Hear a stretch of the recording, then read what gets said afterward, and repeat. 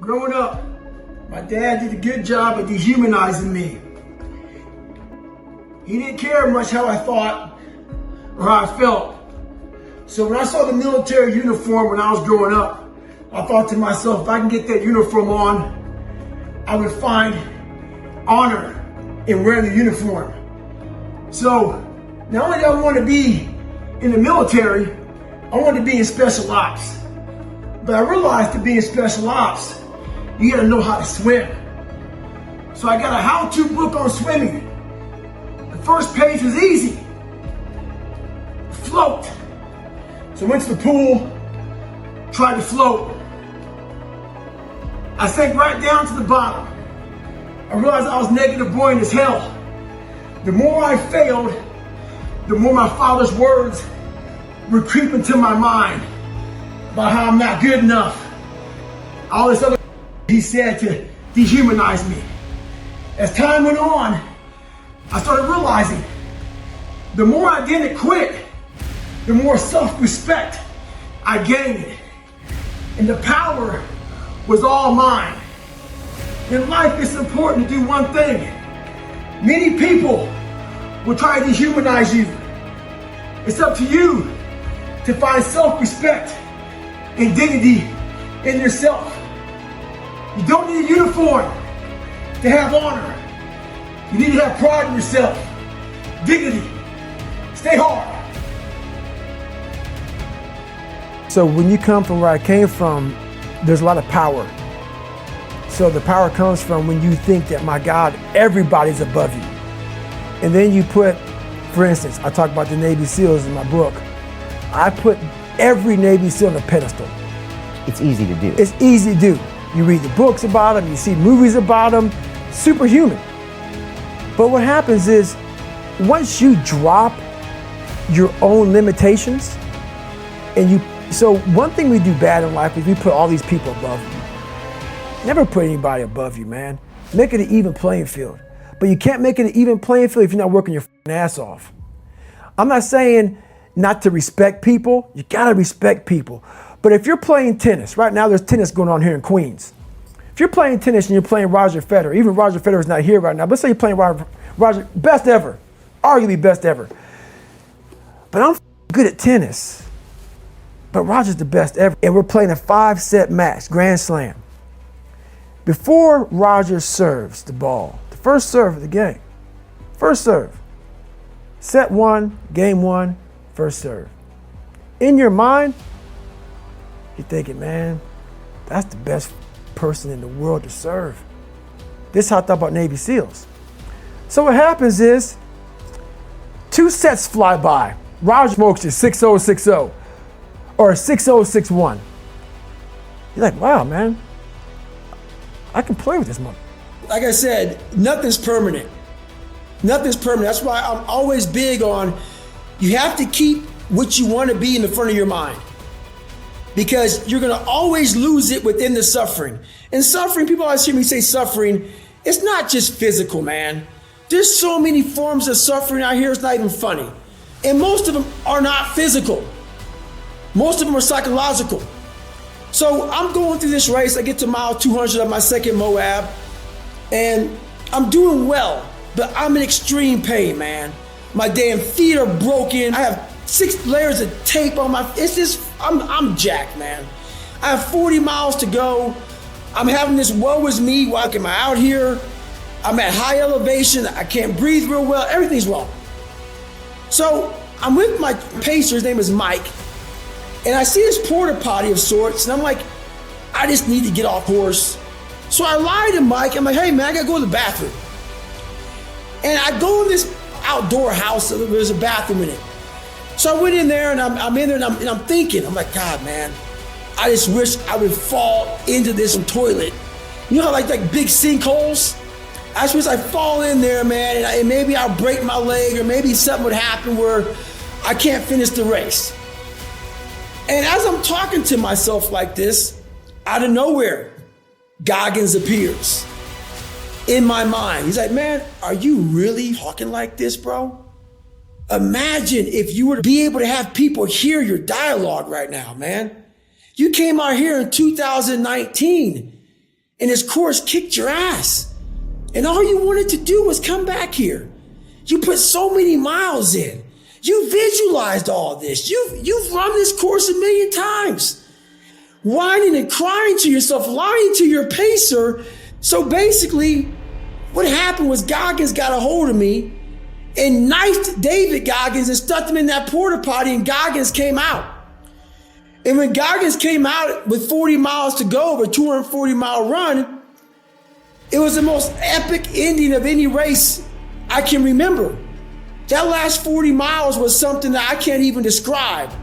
But what I will tell you is, once again, it shows you what the determined mind can do. There's no David Goggins. There's just David and Goggins. And that's what people don't get, man. David Goggins just changed his mindset in that porta potty. My feet still hurt. My back was still aching. The pack was still heavy. Everything was the same. The only thing that changed was how I approached the situation. I no longer wanted to be a victim of that race, a victim in my mind. I wanted to dominate where most people would refuse to dominate. I wanted to dominate under the most harsh environment. And that's what happened. I am a wildland firefighter. So I go out 4 months a year, and I fight wildland firefighter. You know, I'm a wildland firefighter. So I don't need to do it. I don't have to do it. I'm 43 years old. I've been through a lot in my life, but it is very, I believe in starting from scratch.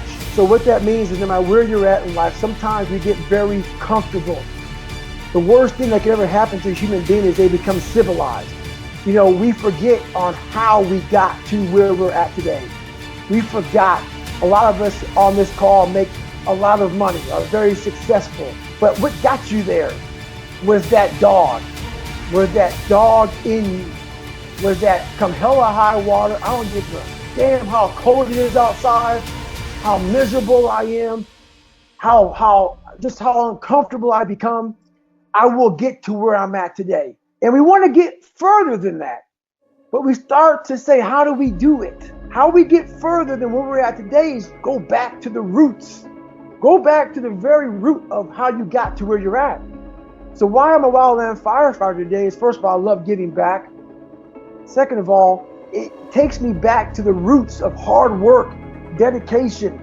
You are underappreciated down there. I mean, I am, like one instance, we dug fire line, which is basically digging down to mineral soil for 3 miles. Imagine 18 to 24 inches for 3 miles.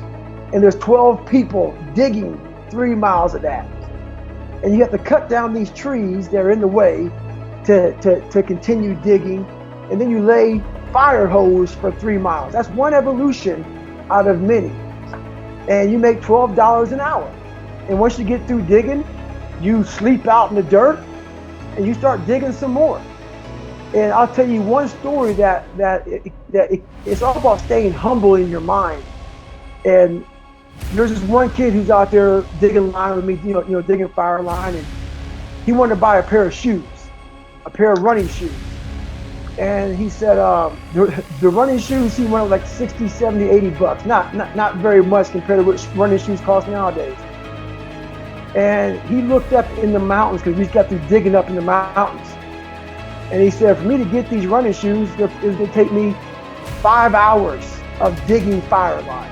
He said, the shoes I have right now are okay. Because he didn't lose the fact, we lose the value of the dollar, the hard work it takes to get that. So these are some of the lessons I take from going back to where I started, going back to what made me David Goggins. What started callous in my mind was picking up that shovel, was picking up that axe, was grinding every single day. What happens is you start getting those 5-star hotel rooms, flying first class, which is all good. We all earn it. But always go back. Like for me, I lived in a $7 a month place for a few years growing up. I call it my $7 a month mentality. I'm always paying rent in that $7 a month place.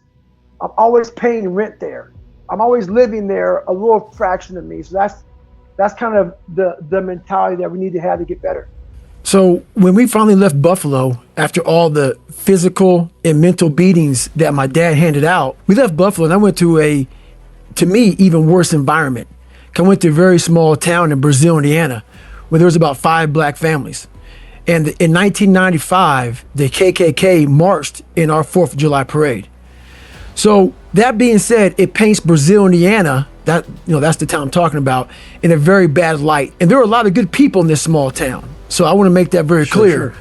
But what happens is when you come from a very broken foundation, your mind only sees hate and evil. There was one time I was in my sophomore year, walked in my Spanish class to get my notebook, opened my notebook up, and inside the notebook, someone drew a little character of me in a stick figure hanging from, you know, like that, like a noose. Yeah. On like a hangman game. At this time in my life, I was a sophomore. And I had about a 4th grade reading level because I cheated all through school. All through school I cheated because I realized I was going to get put in a special school. So I found a way to get by, and this is how I got by. Right. So what I'm getting at is all this, between my stepfather getting murdered, or soon to be stepfather getting murdered, all these things compounded into the lowest of low self-esteem. So what started happening was I started lying. I became an amazing liar because I wanted people to like me. When you come from a society like I did, I had 0 self-esteem and I feared things. I had 0 self-confidence and I was looking for anything I could that I could gravitate to. So it was lying. But that's when I realized, and it was a long process, that without having self-esteem, you are done. That's the number one thing you have to have in your life. My mom was working 3 jobs.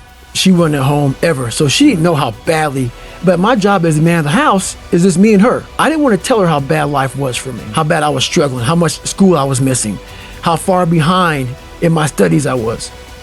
They sent a letter home to her saying, you know, your son has missed like 25% of the year. These are his grades. She never saw one report card. My mom never saw one report card of mine. So my junior year, she got this, she looked at it, and she was going through so much stress in her life. She looked at me and said, you're going to fail high school. And that was about the only advice she gave me. She was dealing with so many issues mentally. Yeah. And I sat there and I went to the bathroom, and I used to have all these different haircuts. And I used to dress all kind of crazy because I was looking for attention because, you know, being one of the only few black kids in school, I was looking for somewhere to stick. And I was like, you know what, I must create a character. And I went in the mirror and I called it the accountability mirror. I went in the mirror as my mom sat me down in the bed and said, you're going to fail. And that's the only advice I had. And my principal, no one had any good advice for me. I was alone. And that's why I talk about the voice in my book a lot. Yes. And that voice is God, obviously. But I went to the mirror, the accountability mirror, I looked at it and I said, my God, man, you are on your own. And what are you going to do about it? And that's when I slowly started to change my life. But, you know, it doesn't happen that quickly. No. But I slowly started to change when I was about 17 years old. I went to a recruiter's office and the recruiter said, hey, you have to take an ASVAB test.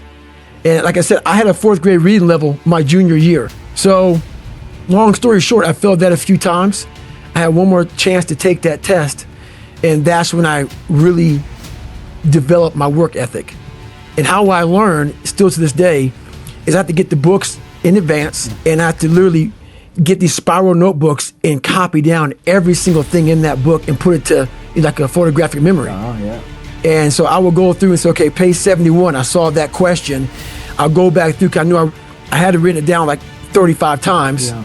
And that's how I recall it now. So even to this day, that's how I develop all my work ethic. Leadership is being very uncomfortable all the time. It is holding yourself to such a standard that is almost untouchable. You may not have any friends. You may have a jacked up life. Maybe you have a jacked up marriage. It's being unbalanced. You've literally dedicated your life to a higher cause, a higher purpose beyond you.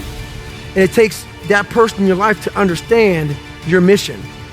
And it's totally mission oriented. It's that guy that's like, okay, let's say we're gonna work out at 5 o'clock and I'm in charge, I'm the leader.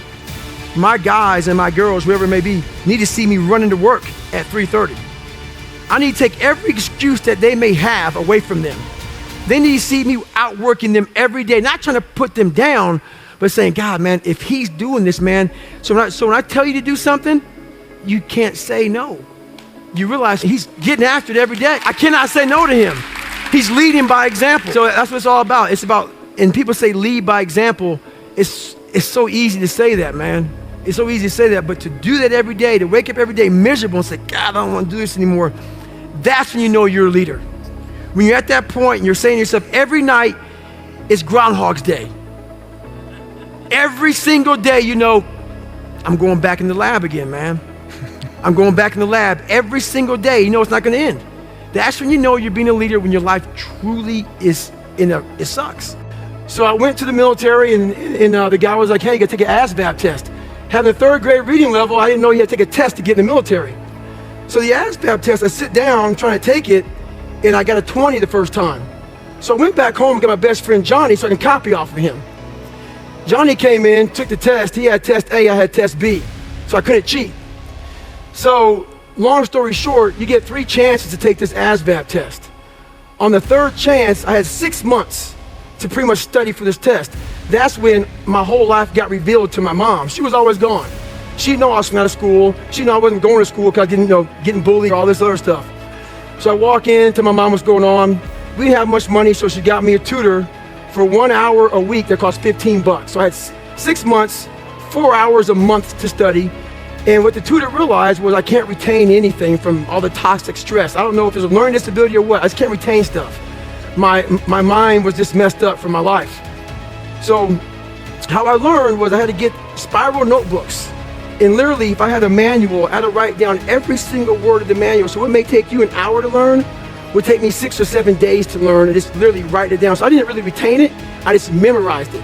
So I can go in my mind right now, I remember page 71, look at the question and go, okay, that's what I saw, that's how I remember it, and put it down. So I ended up passing the test. I passed the test, go back, get in the Air Force, and I wanted to be an Air Force pararescueman. It's like a special operations guy. And I didn't know that blacks in water, not so much. I didn't know this though. So in special ops, what gets everybody is the water.